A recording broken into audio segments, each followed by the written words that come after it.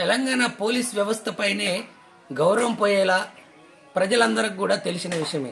ఈరోజు అమెరికాలో పోయి కూర్చొని అక్కడ నాకు క్యాన్సర్ ఉంది, నాకు ఆ నొప్పి ఉంది, నాకు ఈ నొప్పి ఉంది అని అంటూ కోర్టుకి అనేక విధాలుగా తాకీతులు పంపిస్తున్న ఓఎస్డి మాజీ చీఫ్ ప్రభాకర్ రావు అనేక కథనాల ప్రకారం ఆయన అక్కడే దాక్కొని ఉంటున్నారనే సంగతి మీకు తెలిసిందే.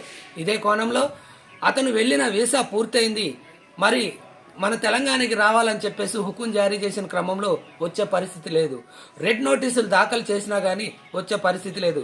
ఈ విధంగా కీలక పాత్రలో ఉన్న పోలీసులు ఈ విధంగా చేసి పోలీసులు పరువులు నెట్ట నిలువునా తీసి ఈరోజు అతను వస్తే ఇక్కడున్న గత టీఆర్ఎస్ బీఆర్ఎస్ మాజీ పాలకులు అనేక మంది పేర్లు బయటకు వచ్చి అందరూ కూడా జైలు పాలవుతారనే భయంతో అతను రానియకుండా చేస్తున్నారనేది జగమెరిగిన సత్యం. ఇటువంటి దుర్మార్గులు మళ్ళీ మన రాష్ట్రానికి వస్తే మన జీవితాలు ఎలా ఉంటాయో ఆలోచించండి అంటున్న తెలంగాణ ప్రజలు.